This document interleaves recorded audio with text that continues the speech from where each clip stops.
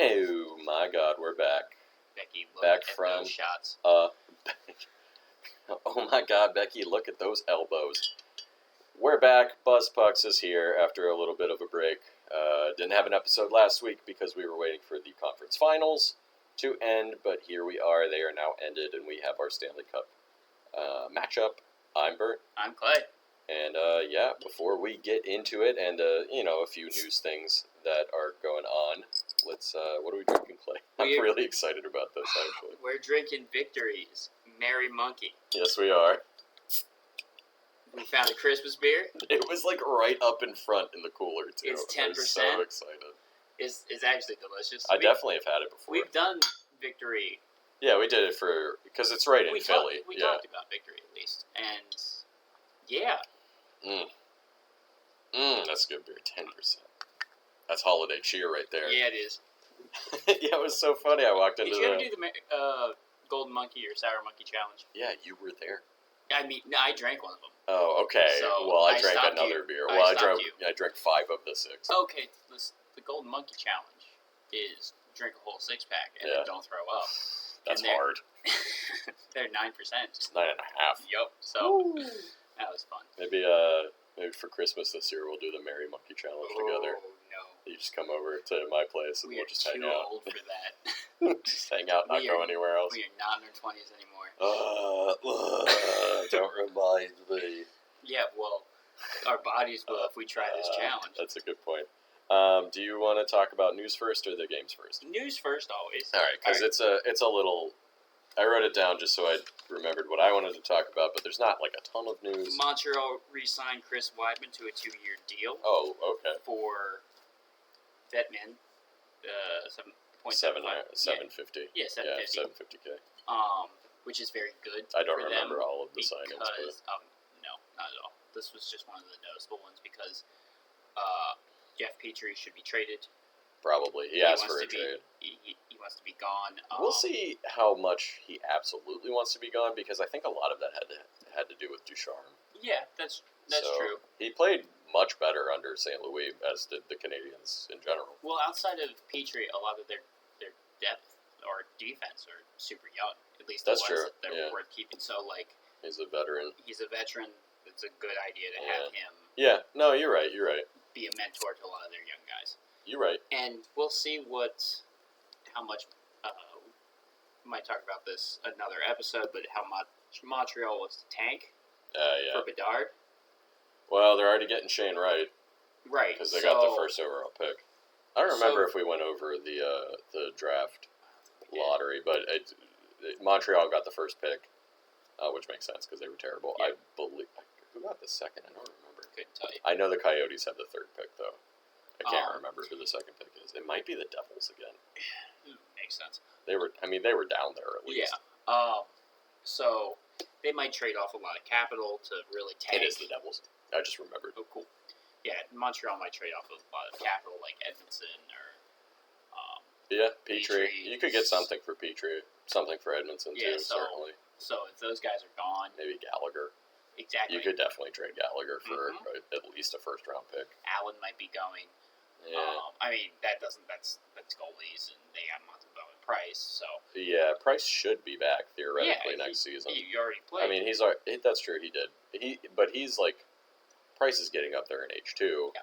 Right. He's mid-30s, so we'll see. But Primo is supposed to be down the line. Yeah. So Jake Allen looks like he's going to get traded. Well, we'll get more into that when we get to our the one off season. The news I knew you wanted to talk about was Bruce Cassidy got what the fuck? Let go. I heard rumblings that he might have been going like a month ago. Like when they got knocked out, I heard that he might not be coaching anymore. It just seems and crazy. He's officially got fired. Yeah, he's gonna get a job really quick. Him and Trotz are probably the two. The hot market coaches. Look, I heard Vegas is already interested in him. Vegas is interested in everybody. True. If you've been looking at any like top candidate reports for like teams, Trotz too. Trotz is on every single one of them. Trotz is probably number 1, Cassidy number 2, I would think. I mean, Boston's been great. Maybe 1A, 1B, honestly. Boston's been great with him. Well, that's why I think it's so confusing that they fired him. And a lot of Boston fans weren't particularly happy that they fired him. This is a president and GM. Yeah, it's Cam Neely and Sweeney, who are their like upper management. Who they get that it seems like they can get guys to take team-friendly deals, but their drafts have been dirt. Since they drafted like Pasternak, they really haven't drafted. Well, McAvoy, I guess, but they haven't been able to develop a forward since DeBrusque, and even then it's questionable, and he wants a trade out. That's true. Yeah, that's true. Yeah, I don't know. I think Boston. They made the playoffs. They had 100 or more points. Problem is in every year that Cassidy, or almost every year that Cassidy was the coach. And they made it to the Stanley Cup Finals. They made it to the finals. I mean, they lost, but they still made it. Yeah. I don't know. It's going just to the a puzzling. Finals is hard. Him and Trotz being let go were both puzzling moves. Although now I've heard that Trotz and Barzal were beefing, and the Islanders picked Barzal over him. And I guess I saw somebody point out that they didn't want another John Tavares kind of thing happen for the Islanders, but I don't know. How'd it work out for Tavares? Yeah, that's true. He got $11 million and has done jack shit with Toronto, and it's being overshadowed. And then everybody's like, "Why did they sign John Tavares?" Well, because his contract's hurting the team. Yeah, it's like an eighth of their cap. And then the Islanders went to they don't even need them. Cup final, not cup final, but Eastern Conference Finals. Back-to-back years. 2 years in a row. So, I mean, I don't know. I guess siding with your star player is better than whatever the hell Boston's doing, but Boston's going to be in a rough spot at the start of the season with Grizzly. Oh yeah, all of those injuries. It's like 3 of their McAvoy too. Yeah, 3 of their defensemen had surgeries of some sort, which are keeping them out between 3 and 6 months. Yes, like ACLs, all of them. MCLs. That's half of their defense corps. Yeah. They're going to be in trouble at the beginning of the year. Bergeron might retire. Or leave. Exactly. Or he might go to Montreal. You never know. Sorry, he's French-Canadian. That mind just... Oh, yeah. That brain just broke me. That would really make Boston fans pissed. I don't think he I don't think he will. I think he'll either side with Boston or retire. But, if he goes somewhere else, I don't think he's going to Boston's arch rival. Well, maybe he'll go to another black and gold team and sign with the Penguins. I would love that. I mean, I would love that. We would lose Evgeny Malkin, but we get Patrice Bergeron. So it's Boston's going to have a rough year next year. Now they might still make the playoffs. I think they could. Right, but they're not. It depends on what coach they hire. Well, maybe they hire Barry Trotz. Well, that and depends on what the rest of the Atlantic does. That's true. It's such a crapshoot year to year, honestly. If other teams take that step up that we think they might or hope that they might, to knock them off, could be out. I don't know. Hockey is such a weird sport because one year a team will look let's just take, for example, I don't think this is going to happen to them, but let's take, for example, the Rangers. Yeah. Rangers looked incredible this year. Looked pretty good in the playoffs. And a lot of that had to do with Shesterkin.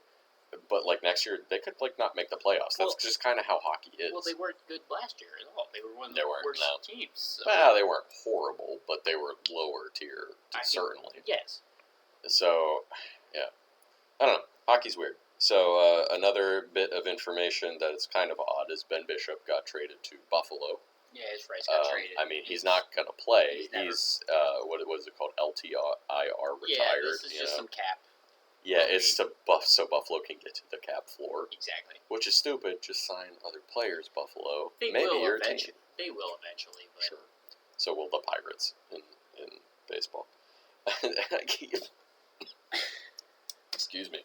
This made me laugh because I've seen it mentioned many times now that apparently the Flyers have their coaching between Tortorella and Trotz. I swear to God, if Tortorella goes to the Flyers, I think it's a match made in scumbag hockey. Oh, yeah. Because that's how Tortorella wants to play, and that's clearly how the Flyers' upper management wants to play, not the players. Because honestly, the past, 5 years, the Flyers don't play like that at all. No, they're just a good team. Yeah.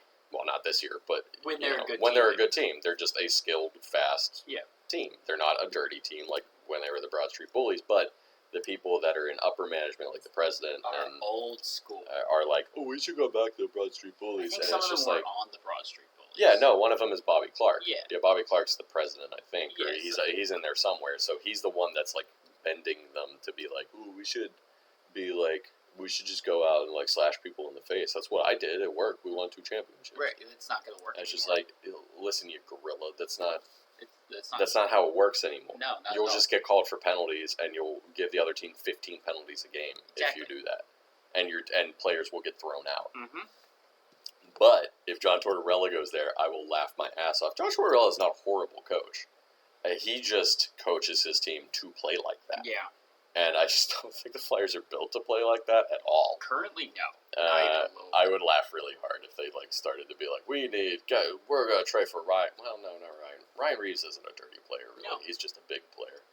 They're like, we're gonna trade for the dirtiest players in the league. We're gonna get Jake Trouba and Cirelli. Tom Wilson's gonna come over here. Marchand is gonna come over here. We're gonna let him lick people. Matt Cook's coming out of retirement to cut people's Achilles tendons with a skate. So yeah, that's really it for the news. I just thought that last one was a little funny. Yeah, I think I would laugh really hard if Tortorella goes to the Flyers. I think that's match made in shitty hockey heaven. So let's get on to the conference finals, where one was certainly more exciting than the other. I mean, it's exciting if you're Colorado. That's true. Let's start with Colorado, who... We thought this was going to go 7. Man, I really thought Edmonton's offense was going to keep them at least win 1 or 2 games. I thought they were going to take at least 1 game. They got swept. Colorado swept them. It wasn't even close for a lot of Nah, the first game was certainly the first and last game of the series were very exciting. Yes. The middle 2 games were kind of boring. Edmonton was like, all right, we know... The game 1. Yeah. Edmonton was like, all right, we know our defense can't contain We Colorado. know our defense basically doesn't exist. Right. So let's go balls to the wall. Ruth? Yeah, come on. You want to come on? All offense. Good. And let's score more than them. They scored 6. They did. Colorado scored 8, though. Yeah, so that happens with the... they didn't play any defense? No, neither team played defense. And both goalies, or all 4 goalies, actually played... no. 3 of the 4 goalies played pretty bad. Well, I mean... Well, okay, so that game ended 8-6. Colorado played a little bit more defense. Just a little bit. A little. That's enough. That's enough. That's enough. Hold on. So, Cale Makar, who is turning into a monster, had a goal and 2 assists in this game. JT Compher had 2 goals. McDavid had a goal and 2 assists. The only goalie who played well in this game was Mikko Koskinen. Yeah. Who made 20 of 21 saves after Mike Smith gave up 6 goals. Mm-hmm. Man, it was a wild game. It was really back and forth in the first half of the game, and then Colorado went up 7-3. They were trading back goals. It was 1-0, 1-1, 2-1, 2-2, 3-2, 3-3, 4-3. But then it became 7-3 Colorado. They were just lighting Mike Smith up. Yes. I was texting you during this game. I was just like, oh my god. And here's the thing, Mike Smith did not play that bad. No, the defense just played awful in front of him. They did grade A opportunities all game. Hung him out to dry. Oh, he yeah. had a 9.38 save percentage at the end of this series. Yeah, he did. He faced a lot of shots. So, like I said, Colorado was up 7-3 at a certain point and let Edmonton come back to 7-6 in the third period. And I was like, I swear to God, if they tie this game and it goes to overtime, this is the most insane game I've watched. But they held them off, and Colorado got an empty net goal to make it 8-6. But, that was an insane game. Unfortunately, Darcy Kemper left with an upper body injury in this game. He was not playing very well before that. No. And then Francouz came in. Yeah, Francouz played great. He didn't. Sorry. He played great after this game. That's what I meant. Yeah. In the series, after this game, Francouz played very well, but not in this game. I can't remember what happened to Kemper. Did he get hit by somebody? He might have. And it's not like a run. It wasn't a dirty hit. He just got clipped or something. Maybe. I can't remember if it was that or a DeSmith thing. No, it was like a DeSmith thing where he pulled something and he was like, I'm done. Right.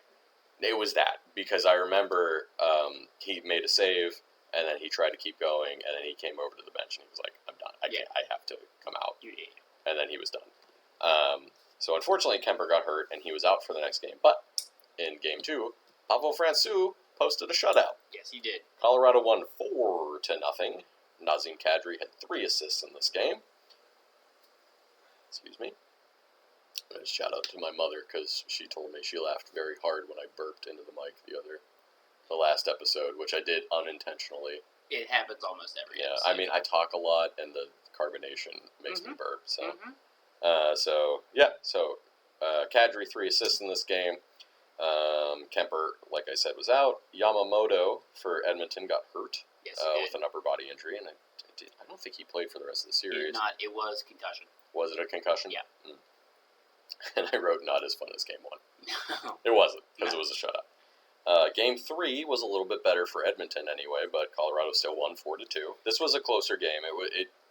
They got an empty net goal, so really it was a 3-2 game. Yeah, but it was one of those things where the scoreline was close. It did not feel close, really at all. Yeah, no. At no point, even with these scorelines, at the beginning of the first game, it felt close. But after that, it kind of just Colorado just really took over. I mean, you could make a case for Game 4. Edmonton was in control for a lot of that game, but then they just blew it. And then they blew it, yeah. But anyway, so in this in Game 3, Nichushkin had 2 goals. Francouz made 27 of 29 shots.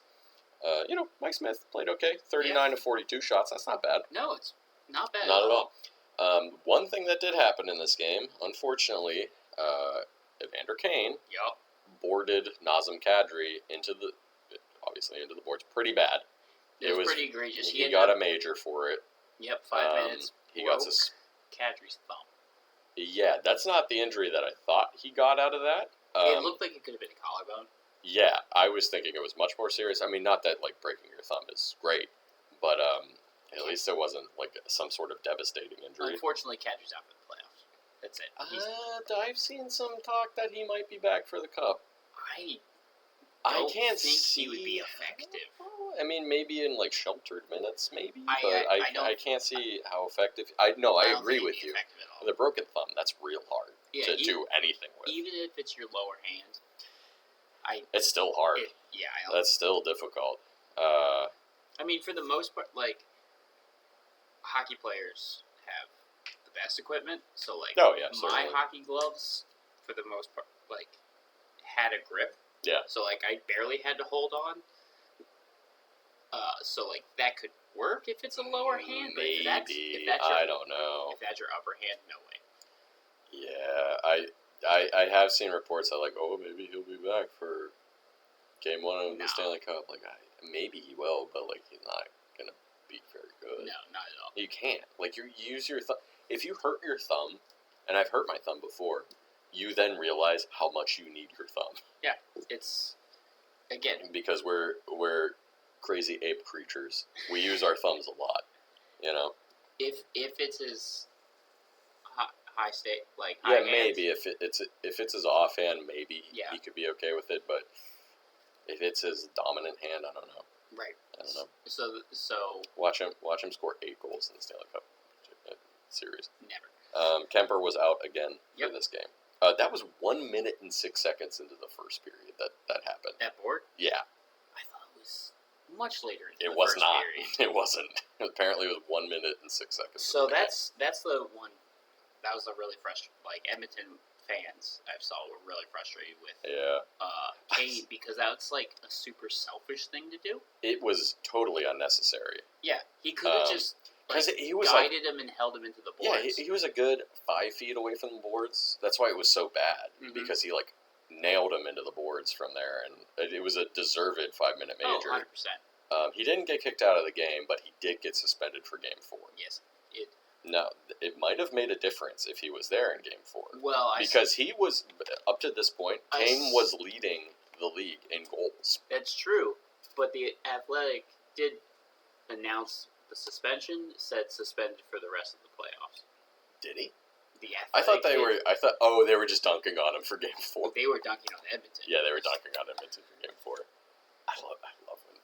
I love when reporters are like, He played his last game in Edmonton last night. One game suspension, and everyone's like, that's the end of him for the playoffs. And, I mean, it was. Right. So they were correct. Because Colorado won Game 4 for the sweep, 6-5 in overtime. So Colorado played bad. Yeah, much better game for Edmonton. Colorado did not play good, but Edmonton blew 2 separate 2-goal leads in this game. Well, like, honestly, to me, this is the biggest thing about Edmonton and how good Colorado is. Colorado played bad for the first two periods. Colorado. Edmonton had control of this game for the first 2 periods because Colorado was giving it to them. Mm-hmm. Bad turnovers, bad passing, just real slow play in general. Like they just played like crap, and then they turned it up at the end of the game. And we're Penguins and Capitals fans, so we know slow, crappy games. Oh, 100% in the playoffs. So Cale Makar had 1 goal and 4 assists in this game. I'm not even surprised. If they win the cup, he's going to win the call. He's going to win. I said the Calder, the Conn Smythe. Yeah, he's going to win the Conn Smythe because he has some absurd amount of points in the playoffs. He has multi-point games out the wazoo in the playoffs right now. He might win the Norris too, just based off of this. Yeah, that might push them to be like, ooh, or have they announced who won the Norris yet? I don't know. They've announced who've won some of the things, right? Some of the awards things so far, but I don't know that they announced that yet. They did Lady Bing. Yeah, they did Lady Bing. They did Selke, which is Bergeron. They should just rename it the Bergeron Award.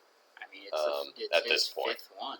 This point, like he's won it so many times. Yeah. Anyway, Draisaitl did have 4 assists in this game, so he was at least there. He showed up for this game. He had a high ankle sprain throughout the playoffs, for a lot of the playoffs. Halfway through the Calgary series, I think. It was something like that. It was somewhere in the Calgary series he got a high ankle sprain. Still scored 17 points against Calgary, I believe. But he was showing it this one.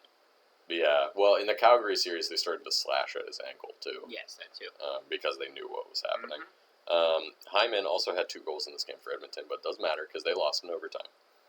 Also, I do want to jump in. We talked about Tippett only rolling 2 lines.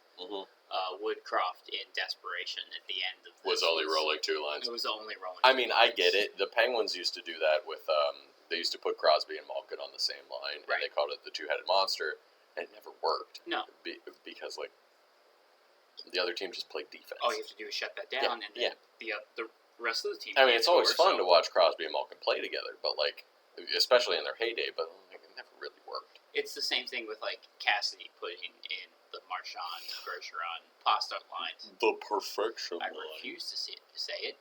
So, like, that was such an annoying the title for that line. The depth of Boston wasn't there. Bad, yeah. So, in the last-ditch effort, Cassidy that's the only time they would do it for Crosby and Malkin was if, like, they were down by a couple of goals in a game. They'd be like, all right, put them both out there at the same time. Exactly. So, but you do that in a series, you're you're basically throwing in the towel at that point. I mean, Colorado is just such a juggernaut. I mean, just throughout their lineup, they're still fairly healthy. Yes, they're out. They're going to miss Kadri probably for the Cup final. Draisaitl by that Game 4, even though he put up those numbers, was dying. Oh, I'm sure he was gassed at that point. Well, and he was just in so much pain with that ankle. Oh, yeah. Like, you were watching him. That's another injury. If you hurt your ankle, you're like, oh, I use my ankle a lot. Skating? Oh, my God. Walking? Oh, man. Kemper did dress as the backup in this game. Yes, he did. Excuse me. So he was back, at least as a backup. So I assume that he'll probably start the final. Makar. I'm just reading my notes. Makar is on a monster run in the playoffs right now. Like I said before, Edmonton blew 2 separate 2-goal leads. They were up 3-1 and 4-2 in this game. Yep. And they blew both of those to lose in overtime. And let's do a quick. What's up with Edmonton's future? All right. Mikko Koskinen signed in Switzerland for Luongo. Yeah. So he's gone. Lugano. Yeah.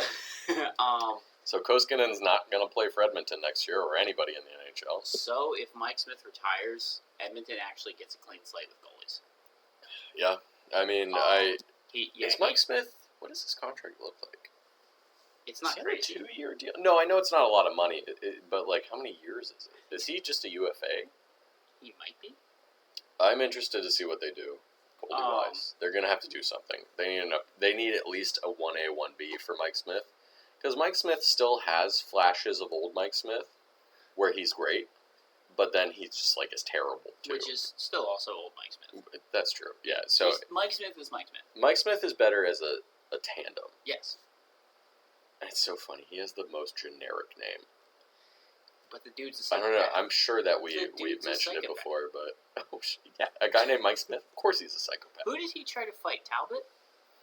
Cam Talbot? Yeah, so Talbot was Cam Talbot was on the Oilers. Mike Smith was on the Flames. Yeah, he was. Yeah, that's right. Yeah, and then those two teams, both of those goalies went to UFA, and then they just swapped goalies, which is really funny.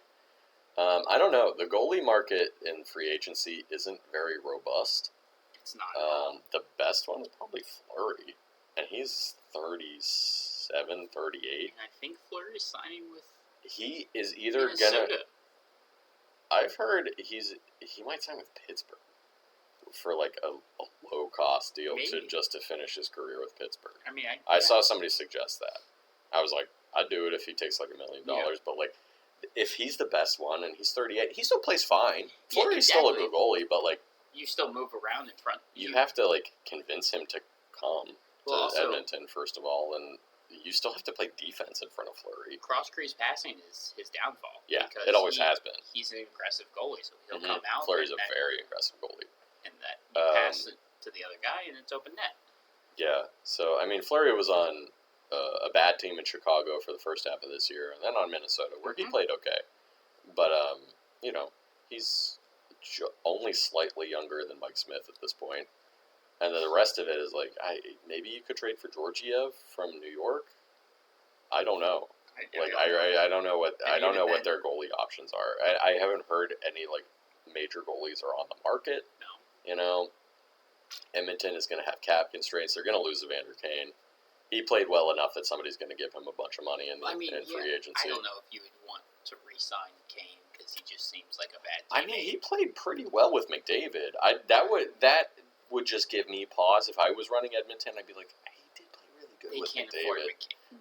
They can't afford. Well, they signed him at cost basically for the $2 million for this year or whatever.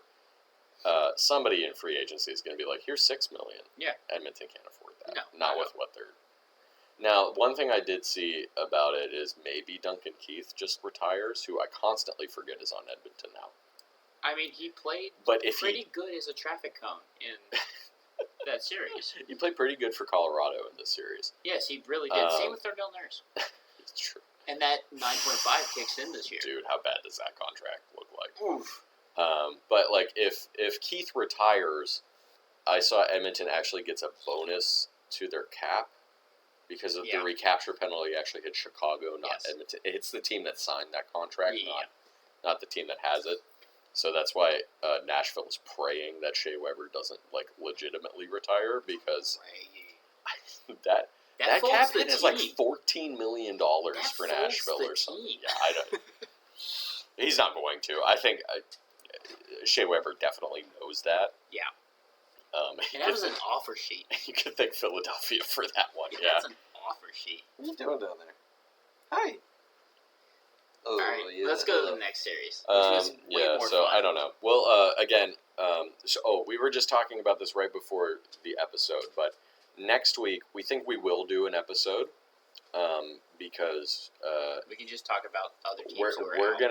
We're gonna talk about the first couple of games of the Stanley Cup Finals, but then we're gonna talk about like looking into the future of the teams that are already out. Yeah. So we'll each do a handful of teams. We'll pick a division, do like I don't know. The division or something like that. Maybe full division, depending on how much time we have. Probably won't be full division. Probably not. But so we'll look at like I don't know. You know, we'll look at like Edmonton and Calgary or whoever. You know, the entire Pacific. Sure. we'll give a rundown of what they might do in the offseason. The Pacific and the Metro are in the finals, so That's fair. Yeah. Oh, you know what's kind of fun? I mean, if you guys are listening to this, you know what happened in the East Final too. But we actually have I have one team in the final and you have one team in the final. That's kind of fun, Did right? I say Edmonton? Huh? Did you? No, we both picked Colorado. Okay, good. No, we just picked them in 7 because we thought Colorado, yeah. just with their offense, might push it. Yeah. They did not. Anyway, moving to the East, Tampa Bay took it in 6. Took it in 6. Look at them. This was a much more entertaining series and a much more, I don't want to say confusing series, but like for a much dirtier series, certainly, for one team. I wouldn't even say that because I don't know. All right, everyone's pointing out the Rangers right now. If Tampa Bay is certainly not clean. So's Colorado. Colorado's dirty when they're down too. They're just not down. Just in the bedroom. Oh, okay. I'm sorry, I lost track of my dog. Colorado's down when they're dirty when they're down too. I guess that's true. So you can't say one team is especially dirty. One final thing for the West Series: if anybody is online celebrating that Kadri got injured, you're a racist. Yeah. I understand that he has a track record of doing questionable hits too, but like based on what happened in the Blues series, go fuck yourself. Anyway, moving on to the East. So Tampa Bay won in 6 games. So let's just go through the games. This was clearly New York is a younger team. Yes. They played two Game 7 series in a row. And they did. Tampa didn't, and it showed at the end. I'll give a stat at the end. New York's metric numbers finally caught up with them. Their 5-on-5 numbers finally caught up with them. That, and I think they were just gassed. Could be. That Game 6, younger players get gassed in the playoffs because you're playing a lot of games in a short period of time, especially if you're going deep in the playoffs too. But let's start. Game 1, the Rangers took 6-2. Yes. 6-2. They were strong. Tampa Bay looked terrible in this game. Philip Chytil had 2 goals. Yep. There were 6 Rangers, including Chytil, that had 2 points in this game. I'm not going to list all of them. Going back to Tampa looking terrible in this game against the Rangers, they've looked terrible in every single Game 1 this series. I mean, this playoffs? Yeah. How'd they? They lost every single Game 1. Oh, yeah, you're right. By, a lot. They swept Florida. Oh, never mind. Sorry. Florida's different. But they looked bad against Toronto in the first. Yeah. In the first 3 games, Tampa Bay looked real shaky against Toronto. It was 6-2 against Toronto in Game 1, I believe. I think as well. so. Yeah. So that's what stuck in my head. Shesterkin made 37 of 39 saves. This series loss is not on Shesterkin at all. Shesterkin also might win the Conn Smythe for this. No, his team didn't go to the Cup. I would be so pissed if he won the Conn Smythe. I understand, but New York this would have been a sweep if it wasn't for Shesterkin. He's making a real push to be MVP too. Really push.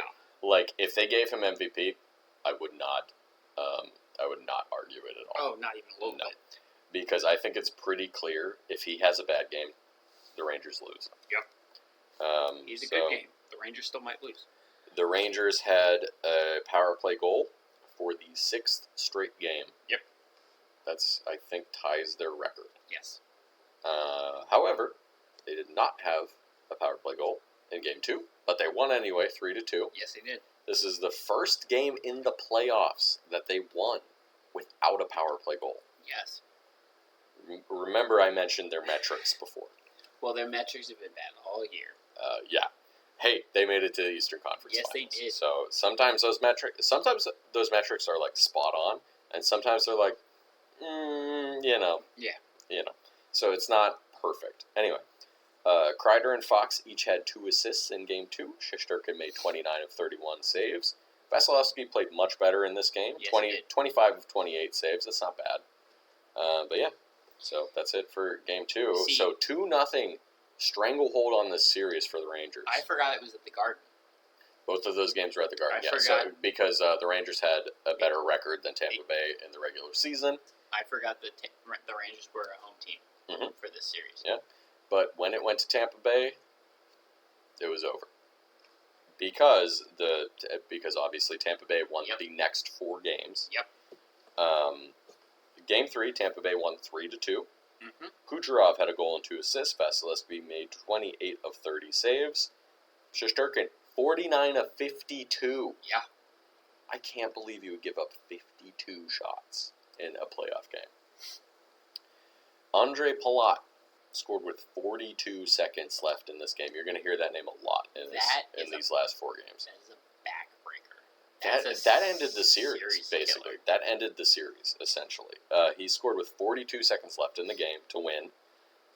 Strome for New York left with a lower body injury in the second period. That also hampered him for the rest of the series. If Strome makes this empty net, this series is completely different. Yeah, they would have been up 3-0, right? Yeah. Yeah. And in this game, New York blew a 2-0 lead. Yes. Sorry, and again, could have been 2-0. Not drink any more of that victory. Could have been 3-0. Could have been, yeah, but they missed it. Yeah. So, moving on to Game 4, Tampa Bay had a much better time with this one, winning 4-1. Andre Palat again, big game, goal and 2 assists. Vasilevsky, 34 of 35 saves. Hedl apparently left with an apparent upper body injury in the second, and Strome did not play in this game. So they were down their second line center. Yep. In this game because Zibanejad is their top line center. Palat has been clutch for a long time. Excuse me, I'm going to sneeze. Okay. Wait for it, eventually. folks. Wait for All it, right, folks. Keep going. I lost it for a second. Palat is he has scored. I forget what the number is, but he's third all time. Or he's third in current players in conference finals goals right now. I think he was just behind Malkin and I forget who's number 1. I don't remember, but it's behind Malkin is number 2. Yeah, and then Palat's number 3. It's nuts. That's a crazy list to be on for a guy that doesn't score like a ton. No, but he is a clutch. He's a clutch beast. Of game winners in the playoffs. Yeah, so 4-1 Tampa Bay in Game 4, so that tied the series at 2. Moving on to Game 5, which was back at the Garden. See, this one I thought New York was gonna. This was like the steel chair backbreaker. Yeah. Because Tampa Bay took the one in the Garden that they needed to take. Yeah. They won this game 3-1. Very close game. Andre Palat had the game-winning goal in this game. He scored the second, and then the third goal for Tampa Bay was just an empty net goal. Well, that goal was with 1 minute and 50. Oh yeah, it was very late in the game. So another back-breaking goal. Yes, it was. Sergachev also had a goal and an assist for Tampa. Vasilevsky, 24 of 25 saves. Strome did play in this game, but he was definitely injured. He was playing 100%. Injured, absolutely. So this was New York's first home loss since that triple overtime game against Pittsburgh. Yeah. Game 1 against Pittsburgh. Jake Trouba, Mr. Elbow, missed on a flying elbow on, do you want to guess who? Andre Palat. Oh, cool. During this game, he was caught on camera missing that flying elbow in this game, and everybody was like, what is this? Hey, NHL, look at this. Perron got in trouble.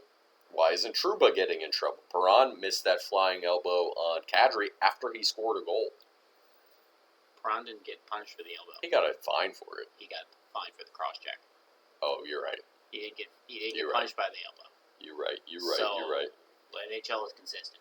However, I will say, I don't know if you believe in karma, but Palat scored that game-winning goal with less than 2 minutes left in the game. So that's some karma there, Trouba.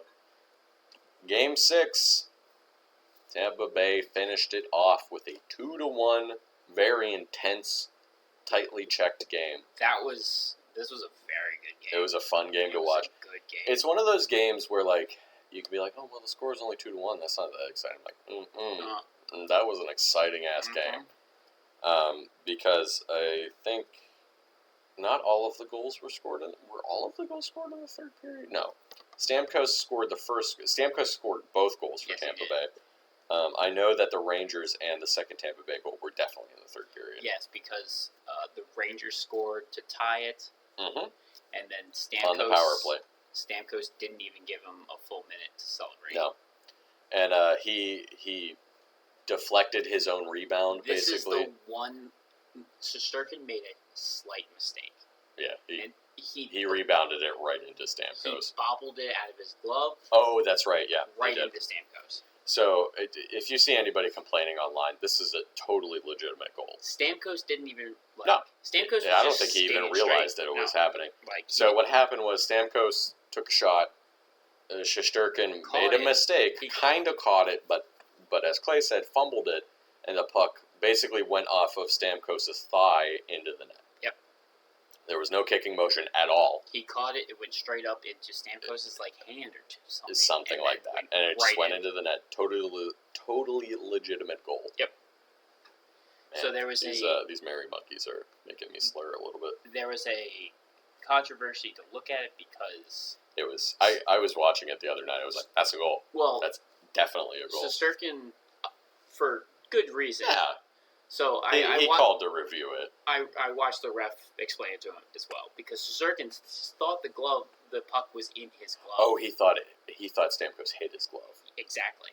So that's understandable, I suppose. Yeah. The ref went up to him and after the review, it's just like it came out. It did. Yeah. If you watch the review, it absolutely comes out of his glove before Stamkos touches it again. Yep. So rare. I don't know that I would call it a mistake by Shesterkin, but like. That's one of those freak plays for a goalie. This series loss not on Shesterkin at all. He played fantastic this entire playoffs, except for 2 games against Pittsburgh. He played amazing the rest of the playoffs. 100%.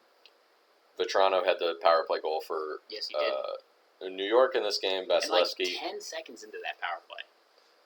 New York only got 21 shots in this game.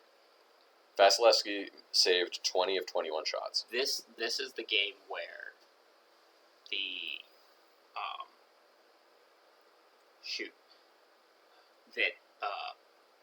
back-to-back game 7s affected. Yeah. They just look tired. This game only Adam was Fox 2-1. Crap. Gassed. Trouba looked terrible in this game. Keandre Miller is a beast. And he looked bad in this game. Miller looked great. Miller looked very good. The rest of their defense didn't look super. Exactly. Yeah. And Lindgren. Lindgren looked good. Keandre Miller and Lindgren were the only 2 defenders that looked good. Bad. Yeah, I would say this game ended up 2-1. It was a very entertaining game, but Tampa Bay was in control most of this game the entire time. It was Tampa from the even when I was watching it, I was like, okay, Tampa's only up 1-0, but like Toronto, New York has barely got really any chances. No. So Lafreniere. Also, okay. You can talk about that. Mm-hmm. I disagree on the elbow. He kept it in. It was a headshot regardless. It was a headshot regardless. That's not the argument. Also, Gallant stopped playing the kid line.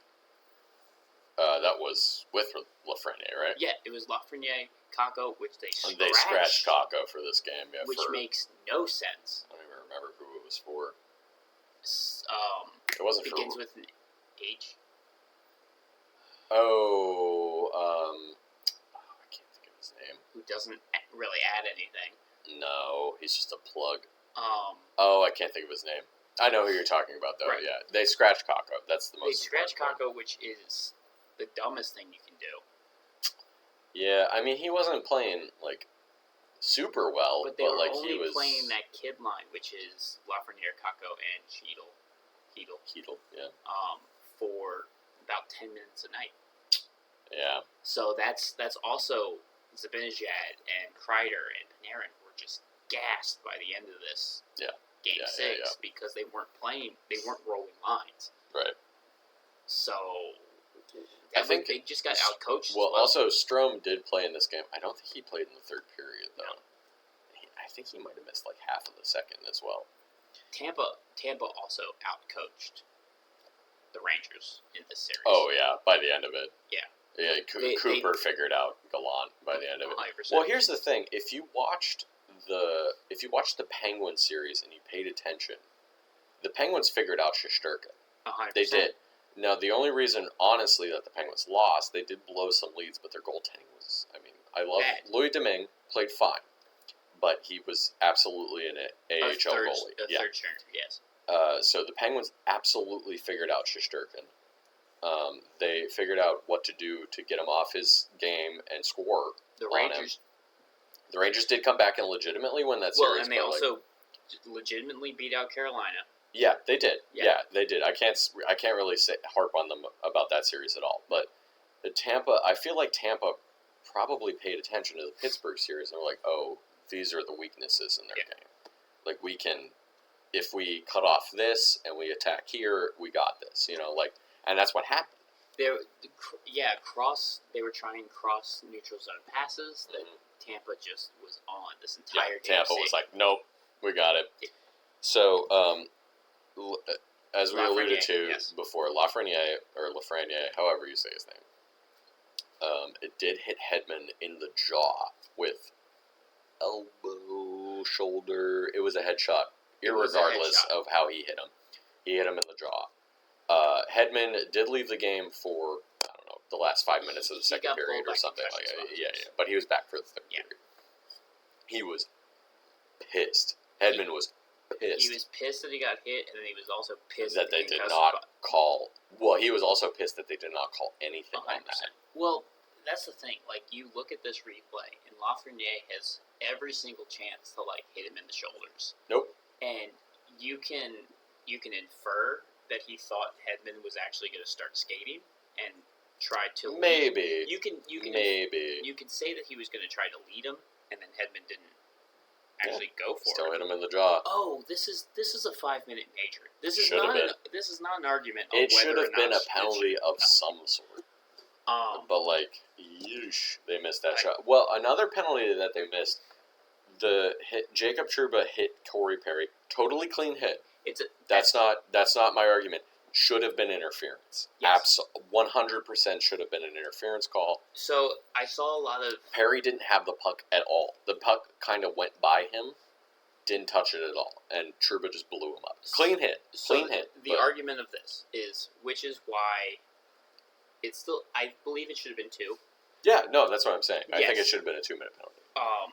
I think it was just missed. And just Trouba, the things that Trouba's done in these playoffs so far. I wouldn't even say that for this hit specifically. No. Because Perry, you can totally see how Perry doesn't let this, a player doesn't let this puck go by him. Because it goes right past the stick blade. Trouba commits to the hit. And there's but it was a while after it went by him, though. Only in the slow-mo. Well, I guess real time, it was half a second or something. Yeah. He commits to that hit, the puck is by him, and then he blows Perry up. So I think it still should have been a penalty. 100%. Yeah. So but it's not as maliciously dirty as people make it out to be. Oh, I'm not saying it's dirty at all. I'm not saying you are, but yeah. The internet's a weird place. Yeah, just for anything, literally. So, yes, you can talk about those 2 hits. Lafreniere should have been a 5-minute major. Trouba should have been a 2-minute interference, but they I don't think they were as malicious as it's being made out to be. And also, it's very laughable that the Rangers are being called super dirty when they're playing the Lightning, who are just as dirty. Maybe not in this particular series, because they are winning. Yeah. That's true. Yeah, that's a good point. Yeah, I don't know. I think it was just a missed penalty for a lot of teams on Trouba and are grease balls. Oh yeah, when they're down in a series. Oh yeah, or just in general. Yeah, when they're down, a lot of teams are grease balls. I mean, realistically, karma won out in the end, and Tampa Bay did win this series. Tampa deserved to win. Yeah, they did. They outplayed. They outcoached. The stat that I wanted to point out. In the last 4 games of this series, New York had 1 5-on-5 goal. Yeah. 1. Yeah. All the rest of them were power play goals. That was in game... Oh my god, I knocked over something. Mouse. Sorry. That was in game 4? No. Nope. Was it in game 5?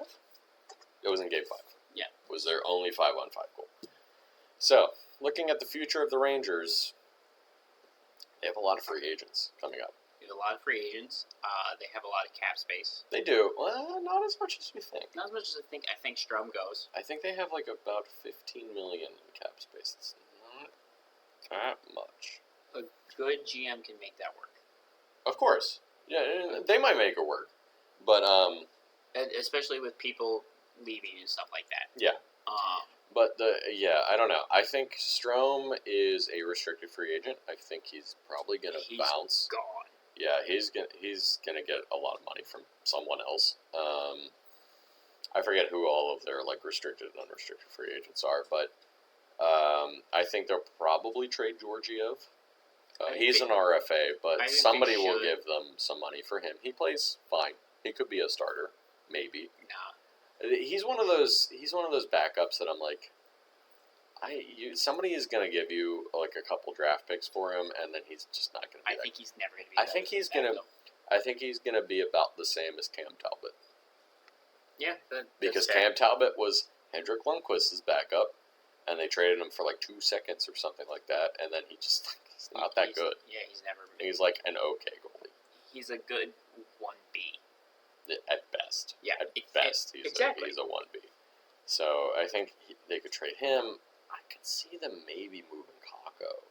After they scratched him in Game 6, yeah, he's an RFA too. I mean, he'll be pretty cheap because he hasn't really lived up to his pedigree. 2019?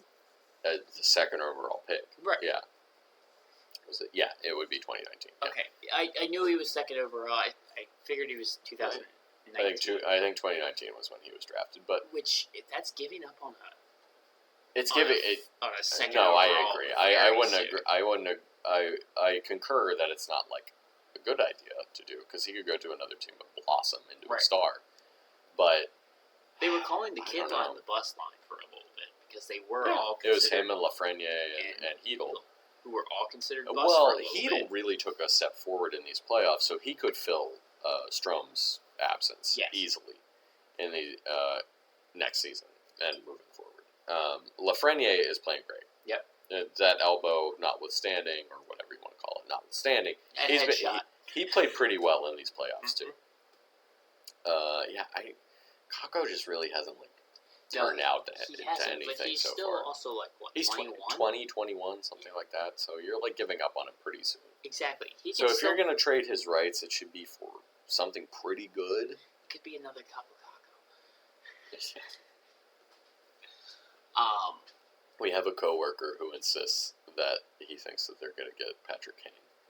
Yes, we do. Off season, and I'm like, I don't know. Yeah, maybe. I'm like, maybe. So we'll see. Again, we'll go more in depth starting next week on teams. Chicago actually gives up Kane. I don't know what the fuck Chicago's doing. No, apparently DeBricket's on the trade block. I don't know what the fuck Chicago's doing. All right, let's talk about the Rangers.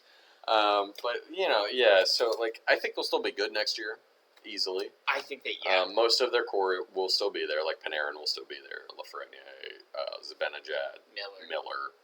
Miller's going to need a lot of money soon, though. God. They're going to have to pay him. They locked up Fox. If I was on any team, I would. Yeah. Oh my God, yeah, because he's got enough offense. He's very good defensive. no hetero. Just Keandre Miller. But so to finish off this episode, we got to talk about the Cup final. Who you got, Clay? All right. This is the third straight year Tampa Bay has been in the finals. Mm-hmm. They know what they're doing. That's true. But Colorado is just disgusting. They're a monster. They're a juggernaut, like I said before. They're disgusting. I think it goes to 6. Okay.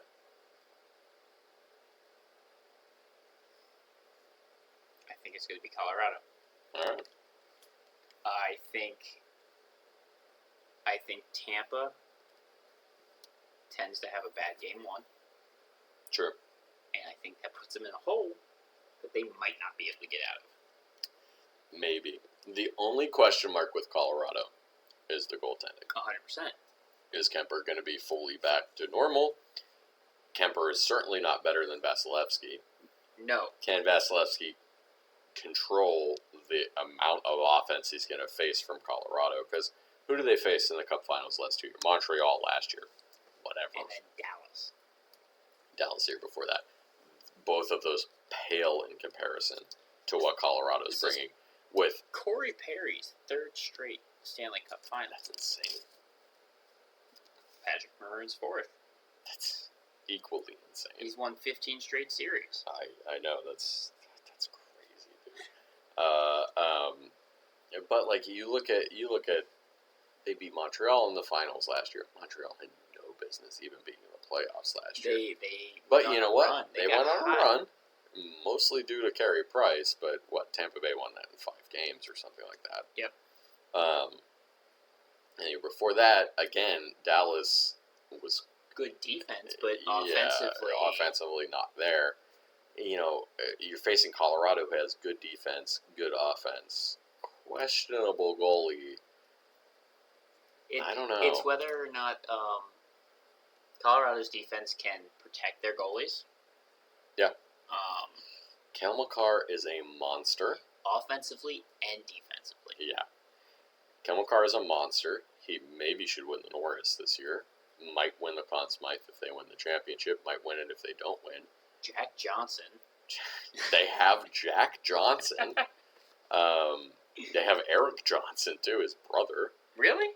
Yeah. Really? I had no idea. That's where Eric Johnson's played most of his career. Did his parents steal all of his money, too? No. Good for they only stole from Jack, apparently. But, that is so terrible. I feel so bad for Jack Johnson. I really do.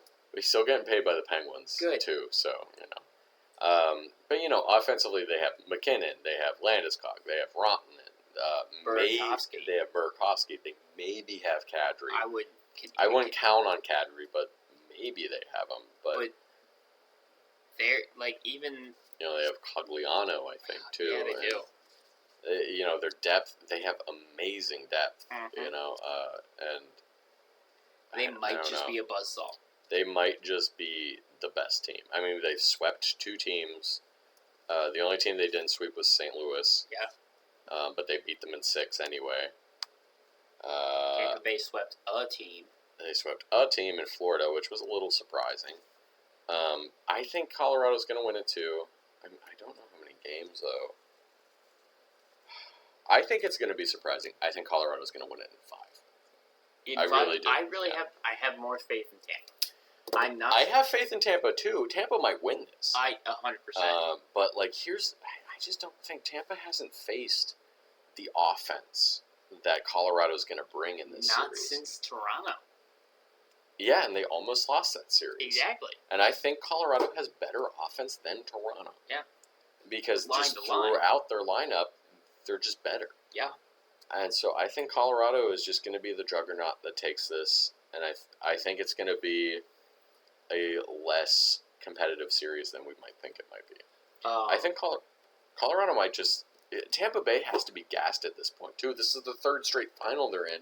Colorado might just skate circles around. It's a lot of hockey. Yeah. There's a reason only the Islanders in 80 through 84 were the last team to win 3 straight. Well, they won 4 straight. They won 4 straight, but they were the last team to win 3 straight. They were the last team to win 3 straight, yeah. So. Because before this, it was, Tampa. Before this, it was Pittsburgh. Before that, it was Detroit. And before that, I believe it was also Pittsburgh again. Before that, it was the Islanders. Yeah. Or the Oilers. I don't remember. But it's hard to win the Stanley Cup twice. So hard. It's even harder to win it 3 times in a row. Yeah. So we'll see. I'm very interested to see how this series goes. But I feel like Colorado. I almost said Toronto. You just have them on the mind. Win or lose, you have them on the mind. I also have 2 Merry Monkeys on the mind, too. Yeah. I just think Colorado is going to... I think they're just going to overwhelm Tampa Bay in this series. I just really think they are. I think it's going to be less... I don't think it's going to be as close as you might assume. And I will not be surprised. But I would not be surprised if Tampa Bay wins either. Whatever team is losing in a series, like in the middle of the series, is going to pull out some dirty crap. Yeah, probably. Probably. Both. Watch for Anthony Cirelli to do something dirty. Kucherov to slash somebody. Sidney Crosby's going to come in from the top rope from nowhere and hit somebody with a chair. Still on, yeah, he is. On Tampa? I think so, yeah. And, plenty of Colorado guys have done some dirty things too, especially if Kadri plays. And Landeskog is no angel. I feel Landeskog's dirtier than Kadri. Kadri, a lot of his hits are after circumstance, kind of. It's after he gets speared. Yeah. Or takes a really bad cross check, then he delivers the same thing. It's always retaliation. And BuzzPucks is here to tell you that Nazem Kadri is an angel. Other than these injuries. Is the leftist angel that we need in this country. He's Muslim. He's of Middle Eastern descent. He's not American. He's not American. He's the leftist angel we need. He's only fighting back against right wing hate. I'm sorry. I'm done. You sure? Yeah, I'm done. The oppression that is the referees. The oppression that is the referees. This is a leftist hockey podcast. Anyway, so we'll see. We'll be back next week to discuss the first two games of the finals, it's and then they've spaced them out pretty hard. Yeah, I think they're stretching it to because free agency starts July 13th. Yep. Instead of July 1st this year. We've already seen a lot of moves. Yeah, we've seen an odd amount of moves already. There was a couple of minor trades, Ben Bishop obviously, and there was one other one too. A lot of signings, entry signings, level, small signings here and there. Obviously the Brian Russ signing too. That was pretty big. That took a big free agent off the market. Who knows where'd he go? Yeah. Pittsburgh. Oh yeah, no, he re-signed with Pittsburgh. Yeah, I knew that. Never mind. Sorry. So teams can't sign free agents until the 13th. Yeah, I've had two, and I remember that. Don't show me the one that you've had. Well, I don't. I have to drive. That's fair. So I just wanted to get a head start on the off-season previews. Yep. So yeah, who knows? So stuff might change by next week too. Bruce Cassidy might be the coach of San Jose or Vegas. That seems more plausible. Or Trotz might have a job by this point too. San Jose's hitting the GM search. Oh, that's right. I knew they were looking. Sorry, I'm picking something up before. They were looking for somebody. For some reason, I thought it was the coach, but it's the GM. So yeah, we'll see you next week. We hope you join us. Follow us on Twitter if you have Twitter. You probably shouldn't have Twitter. We're on every. I'm sorry, two merry monkeys is a lot. We're on every podcast thing that you can imagine. So follow us there. Review. Rate, review, subscribe. Tell your friends, tell your family, because they talk about BuzzPucks out here. We'll see you next week. Same puck time. Same puck place. Bye-bye. Say bye. Bye.